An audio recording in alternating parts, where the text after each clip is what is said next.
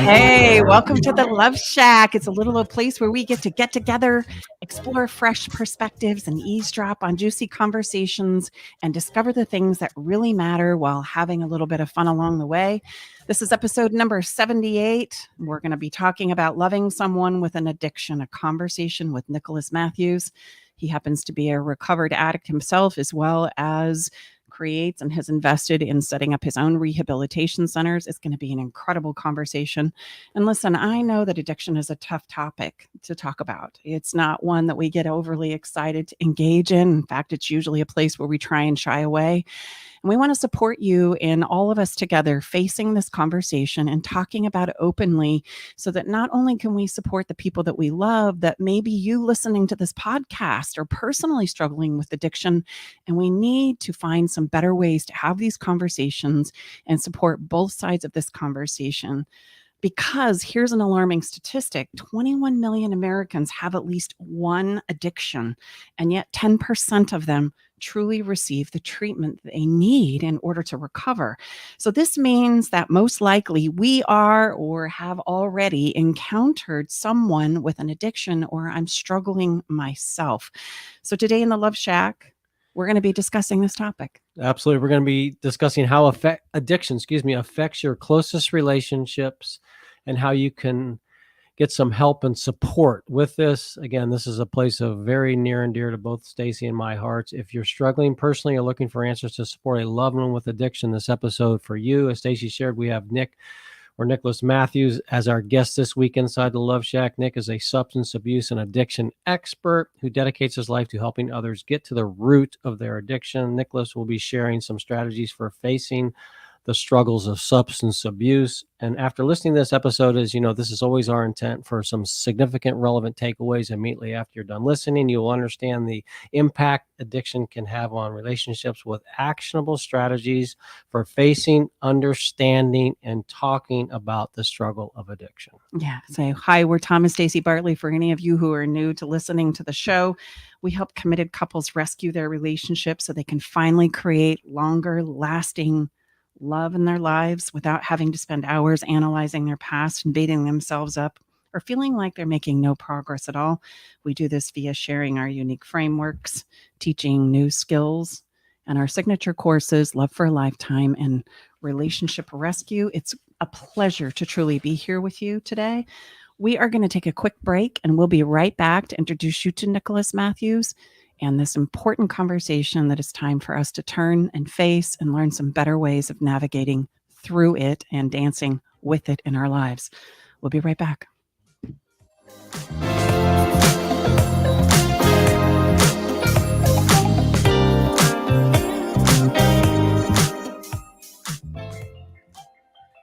I met Stacy and Tom about 2 years ago. I was at a point in my relationship where I was ready to file for divorce. Not that I wanted to, but I just felt hopeless and helpless. I'd been through other counseling and coaching and didn't find any success. With Stacy and Tom's methods, I was able to eliminate insecurities, set boundaries, plant my flag, eliminate rabbit holing. I was separated from my wife for a year, and I have since moved back home for the last 6 months now. I still refer back to a lot of the teaching that Stacy and Tom provided, and it's helped me. It's well worth it. Learn the simple 3-step system to rescue your struggling relationship by registering for Stacy's brand new free workshop. Reserve your seat by going to stacybartley.com/workshop. Are you ready to venture off the beaten path, expand your mind, raise your consciousness, and open your heart? Allow me to entice you with interviews with amazing souls from around the world. Indulge in history, mystery, science, and spirituality.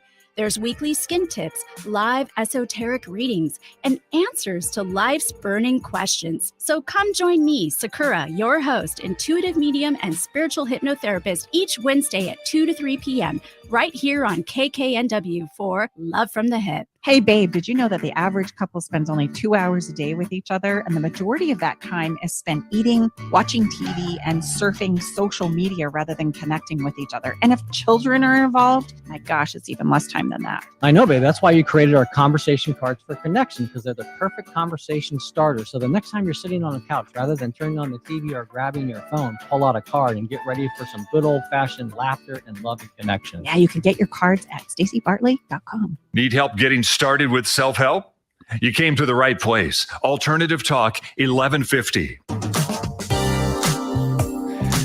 Welcome back inside the Love Shack. We are your hosts, Tom and Stacy Bartley, episode 78, and really stepping into a very, very important conversation, as I shared earlier, and Stacy did as well. This is a subject, I would say, both addiction and or mental health, and Nick's going to share with us. They kind of run along parallel, where one ends and another one starts. We're not quite sure, but again, we've both had previous spouses that have battled with this, and our children and brother. So battle we support many clients. Exactly, and who are work in with a this lot of place. clients. So this is really important, and when we're going to step right into this very important conversation. Yeah, we have Nicholas Mathews, who happens to be the founder of Stillwater Behavioral Health. He has a dual diagnosis treatment facility that personalizes care to help those struggling to recover from substance addiction and mental health disorders. Nicholas also is a personal recovery story. He's abused opioids at a young age before becoming a heroin addict at the ripe old age of 16 years old. Like, take that in for a minute. Holy cow. It was only when he developed a life-threatening liver condition that he realized he needed to get clean. So after succeeding, the cool part is he knows and has walked the talk. He knows what it's like to be a struggling addict himself, and he's dedicated his life to guiding others into sobriety by becoming a consultant for various treatment facilities. And this work made him determined to fix deficiencies in the clinical settings of care and boost the overall effectiveness of treatment programs. That's when Stillwater was born. He intends to grow the facility to help even more people, regardless of their socioeconomic backgrounds, and he currently studies at the Harvard Business School online. Nick, it's truly a pleasure and a get-to have this conversation with you, so welcome to the show. Well, thank you so much. I really appreciate it. Yeah, so we would love to start with your personal story, if that's okay, because a lot of us, both, those of us not struggling with an addiction and those who are in the throes of it currently, we don't really believe that it's possible sometimes, right? For us that don't struggle, it's like, well, this is a really simple fix. Just don't do it. Problem solved. All of this stuff that we're dealing with in our lives and our relationship could be fixed if you just wouldn't do that thing you do. So just stop. And those of us who are struggling go, it's not that simple, right? You just don't get it. You don't understand me. And so I'm really looking forward to listeners hearing your story, just so that you can understand and relate to both sides of that conversation that I know are playing out in the minds of those who are listening to this conversation right now. Sure. Yeah. So I think I'll preface this by saying that my story is not a particularly happy one. And I share, completely transparently, I don't really have any shame or stigma. I think it's such a common thing for me. I just kind of want to brace people. It's a little bit of a rough one, as I think most people who have what I have, which would be, categorized as alcoholism or a drug addiction, they're usually not good stories. The way that it kind of comes to a head is almost never pleasant, and it's never for somebody else, right? So, growing up, my mother, who is, really a saint, right? She's a remarkably good person. My father's also, he was very abusive, very, very abusive, physically, emotionally, mentally, etc. To her, myself, she made the kind of executive decision to remove him from the house when I was about 8 after some violent outbursts that just weren't okay. Unfortunately, childhood trauma is such an interesting thing to discuss, because when you're a kid, and one of the pitfalls I think of sharing my story is a lot of times people will try and compare their own sort of, their own trauma to mine, and vice versa. We tend to do that as human beings. We just like to compare ourselves to other people. But when you're 7, the worst thing that you've ever gone through in your life up until that point is still the worst thing you've ever gone through in your life. And my point in saying that is the trauma is trauma. I'm a believer that most, if not all, of addiction is a symptom of trauma, because it's a medication. It's a medication to learn how to exist with these feelings of uncomfortability, the fear, the anxiety, all these things that we exist with. If you're living with this sort of consistent feeling of PTSD and it's kind of controlling your life, well, I hate to say it, but the greatest thing that's going to help medicate that for a little bit is going to be heroin. So I started, I think when I was 11 years old was the first time I ever got stoned with some friends on marijuana. And I remember enjoying myself way more than they did. I remember feeling like, oh, this is where I want to be. And I really do. I'm not lying when I say I remember that distinct thought going, oh, this is perfect. Right. And not even having the sort of cognitive wherewithal to identify that I had just medicated a problem that I've been living with for years. I didn't realize what I was doing. I just know, oh, this is incredible. I feel so much better. And it planted a seed. It planted a seed that I could take an external substance to deal with my internal problems. Yeah. The problem is that marijuana slowly but surely stopped working. And then you graduate to pills and alcohol, and then that stops working. And it's sort of as you build tolerance, it's kind of it's a graduation process until, sorry, go ahead. I was just going to ask you the question. So in your opinion, knowing what you know personally and professionally, would you say that marijuana is a gateway drug? What is your point and takeaway on that? I think that's an interesting question, because for me, it absolutely was. However, I don't think that that's necessarily always the case. I think why you use the marijuana in the first place is what's going to determine if it's a gateway or not. If you're medicating to escape, whether subconsciously or consciously, that medicine will stop working and you will naturally lead to something else. Now, hopefully that something else is a much healthier coping skill. But if you're like me and you're alone and nobody to talk to and no advice, nobody to lean to, you're just going to move on to a different medication. So it's kind of a roundabout way of answering the question, but I get this a lot where I have people that are concerned, like, oh, I smoke marijuana. Am I going to be doing heroin in 3 years? I'm like, well, relax. Maybe not. I don't know. It really depends on why. Well, and one of the conversations that I love to have in my clinical practice is this, just to give everyone an even playing field and to normalize the conversation of addiction. What we don't realize is that I could be addicted to shopping. I could be addicted to sugar. We live in the endurance capital of the world here in Auburn, California. I could be addicted to running. And I used to run 5 miles. Now I run 10. Now I run 50. Now I run 100. Now, and it comes from the very same emotional driver where I'm trying to escape reality and I'm turning to things to help me cope. And so we have these things that we deem, not so good addictions that really wreak havoc in our lives. And some that we would say are the preferable, like high performance can be an addiction, right? Overworking, over exercising, over shopping, anything that we do in excess to escape our lives. I just want to normalize this by saying we could all look, and probably all of us would find that we have some way of coping with the dis-ease that we feel emotionally and physically in our lives. And some of it leads to substance abuse. And yet I want to normalize this, and I would love your thought on this.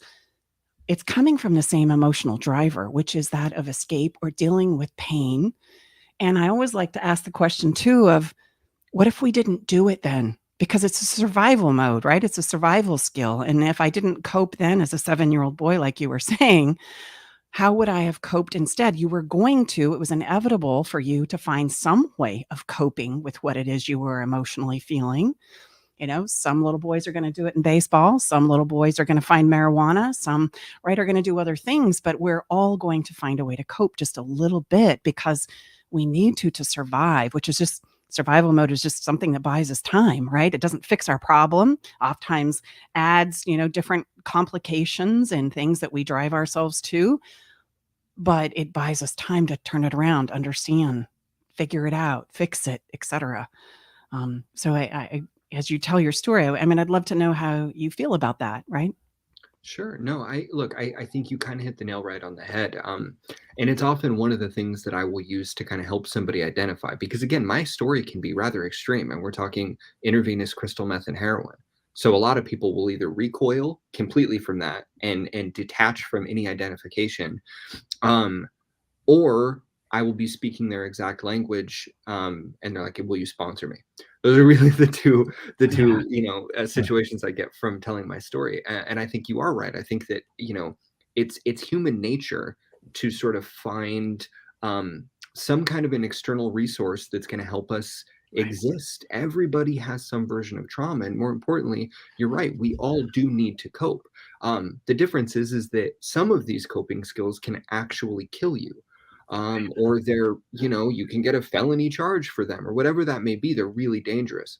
Others, it's funny that you mentioned running. I have a friend of mine whom, I'm a member of a 12-step program. And so I go to my meetings every week and stuff. And I know a fella in there who he has north of 30 years of sobriety, which is a significant chunk of time off of substances.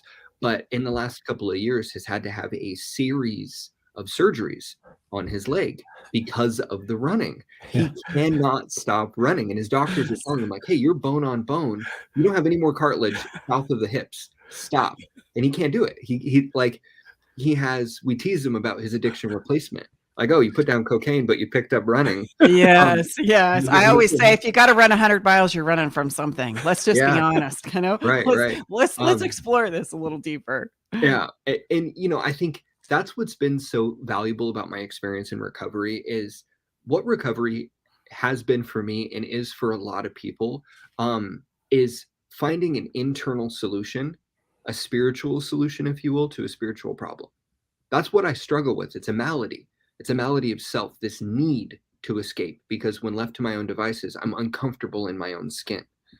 So this process, the deadly addiction that I had and the path that it took me down, really did force me to legitimately find that solution. And I think that finding an internal solution is really difficult because it's not immediate. It's not the same sort of immediate response you get as, if somebody who, let's say they have an internet addiction or a video game addiction or something that's not particularly dangerous, but does adversely affect their life.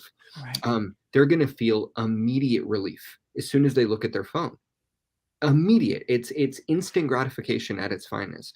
And the path that I take today is no longer instant gratification, but it is limitless gratification. Meaning I can continue to tap into that well to take care of myself and be okay. And for that, I think that the trade-off is probably pretty fair. No, I love that. That's a great distinction. I love that limitless, right? It's not instant, but it's limitless, and it can help support me and help me cope through difficulty, right? Because it's going to be part of life, the disappointment, the emotional triggers, those kinds of things. One of the things I'm really passionate about is talking about and normalizing emotional pain as though it's not something that's wrong with us, right? We're not broken. It's a normal, natural part of life. Would you say, Nick, I love that limitless gratification, but yet it's not instant. So would you say that's the major challenge with working with people, helping them understand, we can get you to limitless, but there needs to be some investment into developing this limitless capability and capacity versus the instant dopamine hit, if you will? Yeah, right. I mean, that's the biggest sort of struggle when you're trying to help somebody is if you think about it like a sales job. Let's say if I'm selling vacuum cleaners, I can just show you via demonstration, look how good this vacuum cleaner is. But for me to sell you a way of life, you have to trust me when I tell you that it works. And that is a difficult pitch because, this addiction and alcoholism almost always manifests in isolation, kind of closing off from people around you. So we then become the most important people in the universe. There's no problem bigger than our problems, and we don't have the ability to see past our nose sometimes. So to try and get somebody to trust me that this investment in yourself will pay off dividends in the future, it takes a lot of work. It takes a lot of effort. It really does. Because, we're kind of an inherently distrustful population, if you will, as addicts and alcoholics. Yeah, for sure. And what you're pointing to is, the emotional body and the physical body, which both are so real. I call them our human navigation system. And oftentimes we want to find a physical solution for our emotional challenges and pain because that's what makes sense to us, right? Just like your demonstration with the vacuum. It's like, if I can see something physical and how it works and it makes sense to me, okay, then it gives me a sense of calm and ease. But when we start talking about the emotional drivers in our lives, those are, etherical, they're invisible. Nonetheless, just as concrete, oxygen is invisible, it's pretty important. And our emotions are very much like that, right? So it's difficult for us to take that leap of faith and find an emotional solution to our emotional health and well-being, because a physical solution makes way more sense to us, right? I find that couples really tend to argue and fight and pander about, the circumstances, when really what's driving the show is the emotional experience of those circumstances. That's what the problem is. So it doesn't really matter per se what the circumstances were. You bounced the check, you did, in our conversation, you took the addiction, those kinds of things. It's like, what was the emotional driver that led to you feeling like you needed to do that? That's what we need to have a conversation about, which kind of leads us to something that I wanted to really discuss and dive deep into with you, is the codependency nature of relationships when it comes to addiction, right? Because that is such a huge part of the dance that starts to play out in relationships. Did you personally in your journey have an experience where you were in a relationship where somebody was very codependent and as were you, and you did the dance of relationship while you were, using? Oh, sure. If I own a pair of sneakers too long, I become codependent on the sneakers. It's it's like that. it's really common. Again, when we're talking about external validators, what's Yes. better than a person? What's better than a human being, your better half, and whatever that looks like for you, but a person validating that behavior, co-signing, telling you that you're okay, telling you you don't need to do the work, and going so far as to manipulate them to give you what you need. I recognized, and I think I'm probably still recognizing and constantly on a journey of self-discovery and self-improvement, but I have a really bad habit of using human beings to my own benefit. Rather than focusing on what I can contribute to their lives to improve their lives, I focus on what they can do for my life. That in and of itself is a broken belief system and a broken way of looking at potential relationships. And it feeds codependency. Because as soon as I let somebody get close to me, it's because they have something that I need or something that I want or something that I expect. And expectations keep me sick because they're a person. They're not perfect. More importantly, the minute that they have any sort of boundary and they no longer want to give me that, maybe it's, you keep lying to me, so I'm no longer going to be okay with this, and they set a boundary, well, now I will vilify you and remove you from my world. It's a really nasty habit. I think that you can use your partner, you can use interpersonal relationships, and this isn't just romantic. This could be friends or mentors, supervisors, anybody close to you. You can use other people the same way that I use heroin. You really can. You can use that dynamic to validate your existence and protect you from having to do any work. Mm-hmm. And I also see where it becomes really handy if you have somebody who wants to be that supportive, loving person in your life, start cleaning up your messes, right? So then it makes it even easier for me to use and to justify what it is I'm doing. Yeah, I would just say, Nick, this is a place in my prior marriage. I mean, help us understand, what could we give the listeners? Let's say that, I'm the non-addictive spouse or close partner. And this is something I delicately danced for many, many years. When, how does one decide what is supportive and truly will serve our addictive partner, and what is enabling that partner? I struggled that with continuously. Yeah, enabling is an interesting one because I think it does vary from person to person. Ways in which I think the traditional view is like giving you money, not holding boundaries. Those are traditional, easy things to identify as enabling. But what about when we have a conversation and you're upset because I keep drinking every night when I get off work? So I tell you, you know what, you're right. I think I do have a problem. And as soon as this is done, I'm going to take care of it. I promise you. And then that gives you some hope, and it makes you feel like you had a small victory in the relationship and you were heard and you were validated. Right. Fast forward 6 months, and you have the same exact conversation. You know what? You are right. It is still me. I really do need to do something about this. I promise I will. And then you again agree and say, okay, well, I'm getting somewhere. From my position, that's still enabling, right? The sort of inability to set firm boundaries and follow through can enable behavior, because we're now we teach people how to treat us, right? And if we're letting the people that we care about the most placate us and tell us what we want to hear, and you keep doing that over and over, then guess what the dynamic of your relationship has become? It's a juggling act of, I'm going to keep pushing and pushing and pushing, and then I know exactly what I need to do to get out of trouble. So enabling can be a very, very fine line. And one of the things I always encourage people is, whatever you do in a relationship, be it a personal boundary, confronting somebody, leaving in some extreme circumstances, like separating for a while, whatever that looks like, whatever you do, make sure that you do it for you and not to them. I view enabling as a series of intentions. What is the intention behind the decision? And if the intention is pure, then I always encourage people to try and trust their instincts and put one step in front of the other. Nick, what you just said is profound. And I really want to just pause here for a moment in the conversation for our listeners, because it's so important that you understand what was just said.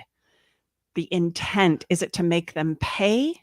Or is it because it's something you know you need to do for yourself? Is it because you know you yourself personally have run out of emotional gas and options, and that now you're starting to break down? There's a very fine line between breakthrough as a couple and that we're making progress, as you mentioned, and break down, both personally and relationally. And those boundaries absolutely need to be honored. And when you do those things, he's given you a very fine place that it has great implication, where you look at the intent of why you're doing what you're doing and you make your best decisions from there. If you're breaking down, it's important that you stop that. That's a boundary, right? And I've got to leave now, not to make you pay for your drinking or what you've caused as far as pain and upset in our relationship, but because I'm doing it for us, for our family, for our children, for me. And I would say, Nick, let me just stack on that, if I may. So would you, not to generalize, but I mean, I'm again, speaking from my own experience, would you say, walking this delicate place that you so eloquently and incredibly accurately described, is there probably more leniency that is often, extended to our struggling partner than maybe when it would be needed to be tightened up? Not to generalize, but you follow what I'm asking there? Not quite. So meaning, instead of, you had given us the example, and now we're 6 months later, and, you said, okay, you're right, I still have a problem. So as the non-addictive spouse, husband, wife, partner would say, like, look, I'm going to give you, we need to, like, in short amount of time, I need some significant demonstration by you that you're taking this more seriously than the last 6 months that has elapsed. Mm-hmm. You right. know? Yeah. So what you're saying, babe, is like drawing harder boundaries. Yeah, maybe and I tended to just, timelines. The timeline seemed to be kind of never, the string was always lengthened. And I'm not, but I'm not trying to say, but it sounds like, and again, it's such a hard place as a loving spouse to do that, right? Or towards your child. I mean, I know I'm talking to the choir here. So, right. I guess I'm looking for some more distinction on what you have found professionally. Is that usually the case where maybe a shorter timeline should have been extended versus a longer timeline for drawing that boundary? There is the interesting thing about this, because setting that boundary, and this kind of ties to what I said about doing things for you and not to them, because if I'm doing it to you, what I'm subconsciously doing is I'm tying an expectation to you. I'm leaving myself susceptible to be let down by your behavior, lack thereof, or whatever it is that you're doing that's bothering me so much. Okay. And boy, are expectations a real struggle in relationships. Amen. Every time I talk to people, I'm like, well, why do you have so much expectation on this person? So to answer your question, I think those boundaries, whether I give you 30 days, 6 months, 10 years, if you never want to change the behavior, you won't. And it doesn't matter if I give you all the time in the world. If I'm sitting there expecting you to want to change your behavior, whether it's for me or for yourself, that is not going to work. Boundaries have to be incredibly personal in this kind of situation, at least in my experience. Hey, I know you want to do that. I know you want to have beers every night when you come home. I am not okay with it. It triggers me. It makes me feel uncomfortable and unsafe in my own home. Unfortunately, I can't be privy to it. I can't sit idly by and allow it to happen in my home. Whatever you do with that information, that's on you. And I think what happens is these boundaries oftentimes are, well, you're going to check into treatment within the next 30 days. But what nobody ever really wants to discuss is, if I do go to treatment, I'm really doing it for you, because I don't want my wife to yell at me anymore. I just want to come home and have beers after work. So this is why I think it's tremendously important to get some counseling or couples therapy as you go through this process, because having a mediator, it's a lot easier said than done. Like, what I'm describing to you is simple enough that you can wrap your mind around it. In that moment when you're raw and vulnerable and hurt, and you just I want you to want to do this for me. Can't you see that I'm hurting? Well, unfortunately, you're constantly leaving yourself susceptible to being let down. So find a mediator, find that sort of passion for self-care. Put yourself forward and on the forefront of the conversation, and your results are going to be a lot better than setting boundaries for somebody else. Well, and in the couples that we work with, this is, and even in my own personal life, right? Years ago, even in the throes of me struggling with this personally, bringing my own needs and the protection of me and my kids and the love of my person, my husband at the time, the littlest amount, like the drop of hope that I would cling to, that this is all going to be okay and that we're going to be able to turn this around, just tell me what I need to hear, almost became the coping mechanism that was dysfunctional for me. Like, right? I mean, so that's the tough part, where you give me a little teeny tiny drop of hope that you're seeing the problem, that you're wanting to turn this around, that we're going to be okay, and that you're going to work on this. Even if it was just a fleeting 5 minutes, gives me hope for the next month, right? And remember what you said. Yeah, I remember what I said. And the hardest part is to put yourself in a place where, like you said, this does not work for me. I'm unwilling to do this anymore. And I know that we're risking our relationship here, but I know that I need to do this for me. And hopefully it will be the catalyst or the wake-up call for you to say, oh, she's serious this time. Like, if I was going to change this around and really dig deep and maybe find the desire to get help, this would be that moment. And when I act on what it is I said, right, and they don't talk me out of it or kind of bend it a little bit or cause me to think I'm crazy and I'm a monster and all of those other places that we know they're going to go in their own desperate need to justify what it is they continue to want to do, because it's scary for them too to turn and face what it is they're dealing with emotionally. It really is the most loving thing that we can do. Loving for yourself, loving for, maybe the family that's at large, and loving for them, because you're not allowing them to continue this codependency or this enabling. And as long as we're doing that, I think sometimes we don't think about, we're not helping them get better. We're helping them continue the course. Right. Yeah. I mean, it's sort of the most clear-cut and common example of real altruism that I can actually imagine. Doing something with the absence of self, even if it's going to hurt. It's not easy to set boundaries on people that you love, because that pain is because you love them and you don't want to see them on the path that they're on. And I love what you described of sort of using those moments where they validate. I like to think of it as, instead of just agreeing with me or placating me, just tell me I'm not crazy. Please, I need to hear it. It's like a hit. I'm starting to lose my mind here. Like, I can't be the only person that sees that this is a problem. Just tell me that I'm not crazy, please. And that'll be enough for now. And what a scary, scary place to be in a relationship where you're supposed to be safe. Yeah. So Nick, so on that, so where you sit on the aisle, just expanding further on what we've just described, what would be helpful for you as the addict to hear from your partner instead of, you doing it just for them, for your partner, so you can go back and, what would be some actual phraseology, some specific words in the sequence of them that would be what you need to hear that would potentially move you? Sure. I think anytime anybody's ever had success sort of getting through to me in active addiction, it was always like, I'll never forget, I was 17 and I remember my mom kicked me out. And again, it'd been her and I since I was 8. So that was a codependent relationship in and of itself, because it was her and I against the world, and I could really do no wrong. And she was always going to have my back, and she would always pick me up from county jail or whatever it was. And she just said, I am not going to come home and find you dead. I need you out of my house by the end of the day. Wow. That had nothing to do with me. She said, I am not going to do that. I'm not going to find my kid dead. That's not an experience that I am willing to have. You got to go. And there wasn't any negotiation. There wasn't, oh, don't worry, Mom, I won't. Yeah. I just went, okay. Because the gravity of that was not only so real, but she didn't criticize me at all. She didn't criticize my behavior. She didn't take my inventory. She didn't give me any task or direction other than she set a very firm boundary that she was not going to do something.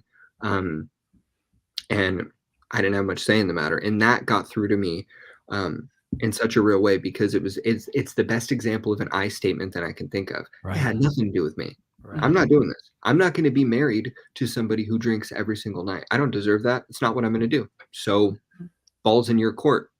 I'm not telling you what to do. I'm not asking you what to do. This is about me. I'm having a conversation about me. You're irrelevant. And if you do that, at least in my experience, it's really hard to argue. We want to. Naturally, we want to argue because that's what we do. Well, you tell me I drink too much. Oh, come on. I used to drink whiskey. Now I only drink beer. Relax. Get off my case. Right. Why are you always like this? Blah, blah, blah.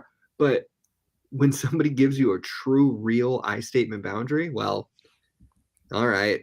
Give me 10 minutes to regroup and think about how I can respond. Well, and sometimes, I love what you said. I call it planting our flag, where that I statement is, I am not willing to do this. This is not working for me. This is what I need to have happen. Right. Yeah. Those I statements of planting our flag, they may be attacked. You may, I call it planes, trains, and automobiles, where they're coming at you from every angle potentially possible that they could pull out to create doubt in your decision, doubt about what you just said, doubt about why you're crazy, doubt about, how this whole thing is going to play out, and you've just lost your mind, and why you're being such a jerk, all of those wonderful things that you and I have both heard many, many times. And I always say, just cling to that flag. It's a broken record statement. You come back and you just keep restating it, and then you act on it. Right? No, I'm not coming home to you being dead. I'm not doing this anymore. I'm not tolerating this anymore. And I'm done. I'm done with this. And it's okay if you continue. God love you. I'm just choosing not to. Well, and we continue to do that broken record statement. You're right. There's nothing that they can do at this point in time to gaslight you, manipulate you, because that all comes from a place of trying to instill doubt inside of you. And the minute they can instill doubt or second guessing within you, they have you. You're in for another round, right? You're in for another dance. Yep. So that's why those I statements are so critically important in situations. Well, and I really appreciate your incredible honesty, Nick. You're using humans strictly for your own benefits. I mean, that, like, you have to understand as the receiver of that, like, again, thank you for your incredible honesty. Like, an addict's going to do what they need to do, right, to hit that dopamine hit. And if they need to use you, as you so honestly shared, they're going to do it, right? I mean, so keeping that I statement, like your mom said. See, that's the thing too. We teach that in our, like, keep it on I. And once we put the finger towards someone else, that just opens up a whole can of worms that you're never going to win that one. Right. Yeah. Right. Yeah. This is an incredibly invasive thought pattern, right? Again, it wasn't until years and years of work and abstinence from all substances, full sobriety, that I was really able to understand the intricacies of this addiction that I struggle with, and how it affects me interpersonally in my relationships. And those make for some uncomfortable eureka moments. You're like, oh, I'm the problem. It's a really rough day. But there's something beautiful about laying flat on your back. I think you got nowhere to go but up. Oh, I love that. I do a lot of work around the idea of manipulation and boil it down into, really, I can only be manipulated if I doubt myself, right? I doubt who I am, and I doubt what it's okay for me to do. And that doubt is what leads to me basically taking that flag and saying, I don't know what to do with this thing. You tell me who I need to be and how I need to show up for you and how this is going to go. And then I'll be that for you. And that's always the roadway to a lot of dysfunction and breakdown, because I've lost my sense of self. And yet that's what we teach when it comes to relationships and marriage, right? It's kind of like we step to the altar and go, okay, here's the deal. I'm going to sacrifice everything I am to please you, and you're going to do the same thing for me, right? And I think that's what makes that line so difficult, because I'm supposed to support you, be there for you, especially in times of struggle or shall we say challenge or dysfunction. And we know that we all have those places when that's inside of us as a human being. And so knowing when to plant that flag and when to not plant that flag and just be there to comfort you from my empathetic place is a very difficult thing for me to wrap my head around, right?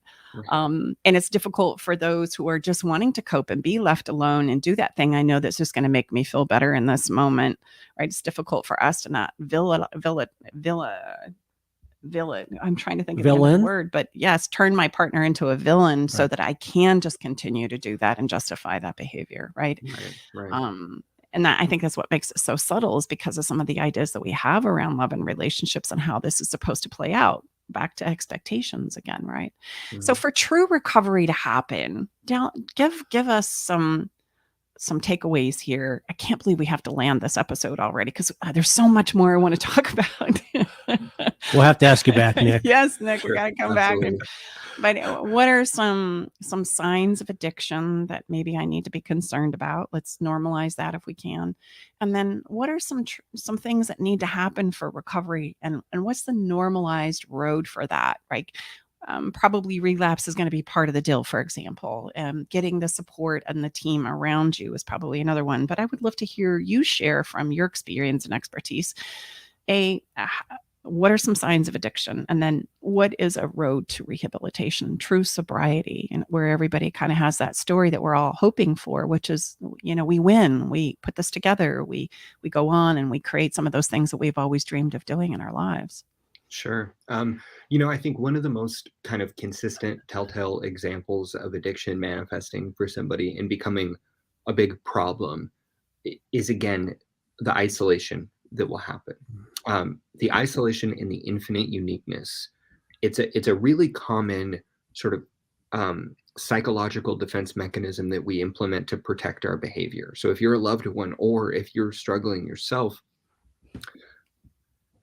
do you think that you're special? Do you think that you're alone? And it's a rough question to ask people, because I've had to ask people like, hey, do you think that you're worse than me? When you really lay it out, do you honestly believe that you and I are that different, that you have come up with some bright idea that never occurred to me when I had a needle in my neck? I promise you that you haven't.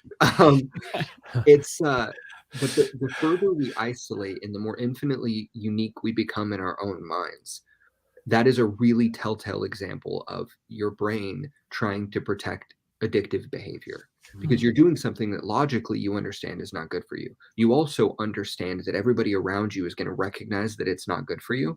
So I need to start setting up stopgaps now to protect myself. Oh yeah, but I had the surgery and I just have had bad luck, and I got this crazy girlfriend and my boss sucks and I got to get up all the time. I really deserve to do what I'm doing. And if you don't co-sign that, well, then we're not going to talk anymore. Mm-hmm. Now, you can't accept me for the way that I am. You're judging me. You don't get to judge me. You're out of my life. I'm getting toxicity out of my life. This is the year of me. Blah, blah, blah, blah, blah. And before you know it, that person is the most important person in the universe in their own mind, and they are completely alone. You're stripped of all external validators, because I'll convince myself that my spouse is my partner, or my spouse is my problem. I'll get rid of that. Then I'll convince myself that my boss is my problem. Now I don't have a boss anymore. I don't have a job either, but I don't have a boss. And we will slowly break these things away. We push away the people that are closest to us. We isolate further and further. And then again, we have these moments of clarity where we realize, I got to do something about this because I am the common denominator in every problem in my life. Unfortunately, a lot of people can't or won't really go through any process of change until they hit that point of just stripped. Emotionally, you are bankrupt. That's what we call it. This is emotional bankruptcy. You can't make excuses for yourself anymore. You've hit a wall. However, what varies from person to person is the sheer amount of wreckage that is caused from the start of the behavior to that moment of clarity and that emotional bankruptcy. We do some wild stuff. We hurt a lot of people throughout that process in the name of self-preservation. And that's why when you get into recovery, one of the first things we do, if you're working steps, for example, is you make amends. Mm-hmm. You got to clean up that wreckage. And then you got to change the behavior. Mm-hmm. And just to put this out there, have you seen anybody be successful at true recovery without support of people around them, right? Like a facility like yourself, and or the most loving spouse or partner in the world, or mother, parent, groups, or all the different resources, right? We've always called that kind of. I've seen people string together sobriety just by, well, I'm not going to do this anymore. It causes problems. We call that white knuckle sobriety. So now you are an unmedicated patient, meaning you were medicating your problems and now you just have the problems. And what a horrible place to be. Mm-hmm. Treatment and support is so wildly critical to learn how to feel comfortable and actually do the work to address why you wanted to drink or use in the first place. What led you to this point? That you need clinical intervention, you need proper help and support, be that 12 steps, treatment centers, et cetera. Like mine, some instances, people were absolutely necessary because I do a medically managed detox. Some people, their lives could be at risk if they stop using their substance. Their physical dependency is so high, we got to help them. Sure. But no, I guess the short answer is you can't do it alone if you're the problem. Mm-hmm.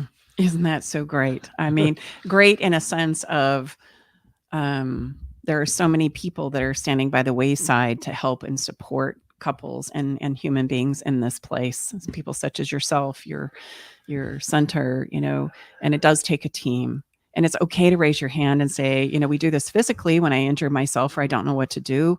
Why can't we do it emotionally and say, hey, I need help. I need support. I can't do this on my own, right? I don't know the way through, and let professionals such as yourself and the work that we do gather around you and help you through this. I think that's so important to realize there's no shame in that. Actually, that's the way through. And that what prevents us from being able to find those answers and to turn things around is we're trying to attempt to solve it from the same place and the same tools and the same ideas and the same behaviors that are creating more and more and more of the problem.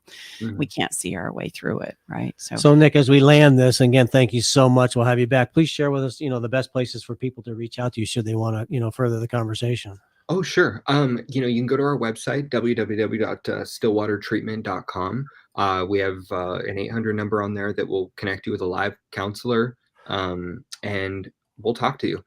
If you're struggling, reach out. It doesn't, whether you want to come into treatment or you need resources local to you, pick up the phone. It's literally the hardest part. That's the hardest part. Reach out, tell another human being what's going on. It's all downhill from there. It's real easy. Well, no, thank you. And I would just stack on, on what Nick had shared is, getting a mediator. That's one of the most profound things. And the power of a mediator is he or she will establish safety. Right. And put around a situation. And this, I'm going to brag on my wife. This is what she is very, very good with. Divorce mediation, when share people, that's what Stacy does. They look like, oh my gosh, how do you do that? It's the ability to create safety, bring people in situations together. Oftentimes they had never been able to do that. So reach out to Nick, reach out to us, work in tandem. We do this a lot with professionals in our community. Thank you again, Nick, so much for this incredibly important conversation. So great to be here with you, and we'll have you back. I'd love to continue our conversation sometime. Absolutely. Thank you so much. Thank you. We're going to take a quick break and let you breathe in what we've just talked about. And we're going to come back, and believe it or not, I just want to show you as a human being, you have the ability to shift gears. We're going to have a little bit of fun. You're like, fun? Yeah. After that conversation, it's possible. It absolutely is possible. We'll be right back. Hey, babe, did you know that the average couple spends only 2 hours a day with each other? And the majority of that time is spent eating, watching TV, and surfing social media rather than connecting with each other. And if children are involved, my gosh, it's even less time than that. I know, babe. That's why you created our conversation cards for connection, because they're the perfect conversation starter. So the next time you're sitting on the couch, rather than turning on the TV or grabbing your phone, pull out a card and get ready for some good old-fashioned laughter and love and connection. Yeah, you can get your cards at stacybartley.com. Hi, I'm Coach Debbie from Story U Talk Radio, and I want to encourage you to write your book. Weekly, I offer topics about style and storytelling. I take your questions on our live show every Thursday at 4 o'clock, or you can subscribe to Story U, that's capital U, on any of your favorite platforms. Exploring new territory every day. This is Alternative Talk 1150. Welcome back inside the Love Shack. Tom and Stacey Bartley here with you. We're going to step right into Follow the Fun, and this is hot off the press. If you're listening live, Stacey's book, currently only as an ebook, as a Kindle book, but soon to be in a printed book. And the first Thursday of every month, we have a giveaway. Yeah, and that's this Thursday right now, if you're listening. So what I'm going to give you today is an opportunity to win 2 free copies of an autographed hard copy of our book. Softcover. Yeah, soft Paperback. cover, hardcover. Paperback. A A physical, something you hold in your hands. Yeah, Yes. what we need from you is we need you to roll the dice and tell us a number between 1 and 100 for people who are on our fun list. Go ahead and tell us who the winner is. I got to put my glasses on so that I can see. You said 1 through 100? Yes, please. Okay. I'm going to have to roll the dice in my mind because I don't have the physical dice that go up to 100. But let's go with 42. Oh, nice. Just so you know, people, Eric usually chooses a smaller number. Yes. So we're going to go with, Valdo at Happy Couples. And why are we giving 2 books, Mrs. Bartley, away? Because I want one for you and one that you can give away to a friend. Nice. Again, they're going to be autographed copies. And they're not available yet. They'll be available by the end of this month. So reach out to us. We'll reach out to you. You reach out to us with the physical address, and we will make sure you get not 1, but 2 signed copies of Stacey's new book, which is available on Amazon right now as an ebook. And what's the name of your book, Mrs. Bartley? It is Feeling Like Your Marriage is Dead, a divorce mediator's guide to ensuring a lifetime of love. It's gotten great reviews. I'm so grateful. I'm so honored. This is also a bit of my own story. So if you haven't gotten your copy already, you can get it for 99 cents for a few more days before the price goes up. So go check it out. And in all fairness, it's only going to maybe be $3. So it can change your life between that and the incredible resources that Stacey has put together along with our incredible daughter, Brooke, who last week's show, if you didn't watch it, haven't checked it out, check it out, because we came live from Virginia. Now we got to step into what are we feeling as we land this episode. Let's talk about the fun list for a minute before you kind of like push us. Sorry, you know, I'm radar. Sorry, I'm just watching the clock here. This is live and this is real, ladies and gentlemen. Remember the commercial? Is it Memorex? Remember? Okay, sorry. I got. You're probably dating yourself. I know. I am. I'm an old fart, but I'm kind of happy old fart. Yeah, you are. Fun list is a great time for us as well. Every week you're going to get fun ideas, and we don't just do giveaways, but we do fun ideas for those of you who are new to the show each and every week, because play and novelty is absolutely got to be something that we instill in our lives and in our relationships that kind of keeps the passion going and keeps the fun and delight going. Of which one of those is music, a very, very nice segue, if I may say so, into every week Stacey and I pick a song. Many times it's Stacey. Because why? Because music moves us emotionally. It's incredible. What are we feeling? We have a song for every single episode. You can find that on our playlist on our website. Mm-hmm. What are we feeling this week? Well, today we have Adele, and I chose this song because she says, "Go easy on me," right? Challenges in our relationships, especially when it comes to addictions and mental health, is really difficult for us, and we all need a little bit of easy, right? Instead of banging on them to just stop or beating yourself up because of what you're doing to cope, maybe we should start exploring what it is that's emotionally driving that. And I think Adele's song "Easy on Me" expresses that incredibly well. So check it out, enjoy it. Gosh, thank you so much for being here for another episode of Love Shack Live. And a special thank you to Nick Mathews for being here as our guest today, and you as our listeners. It's so wonderful to see more couples and families embracing our show. Thank you so much for those of you who are spreading it around, and those of you who have been inspired by this conversation and know somebody in your life that could really benefit from this conversation. Please help us spread the love around a little bit. Absolutely. And thanks so much to Eric Ryder, our engineer in the KKNW team. And we will be here same time, same place next week. And if you need some support, please reach out to us. Don't wait. Everyone waits too long is the only thing I know in doing this work. Don't wait. Reach out to us. We'd be honored to be of service to you. Okay. We look forward to seeing you back here next week inside the Love Shack. Bye-bye See you soon. for now.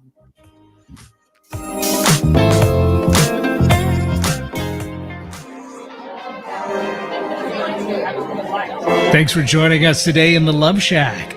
We hope you came away with something that made your toes tingle. To learn more about everything you heard on today's show, go to stacybartley.com/podcast. Love the show? Help us spread the love by sharing the show with others. Okay, everybody, time to go. We got to close the doors to the Love Shack for this week. You don't have to go home, but you can't stay here. Come back next week, though, and join us for another edition of Love Shack Live with Tom and Stacy Bartley.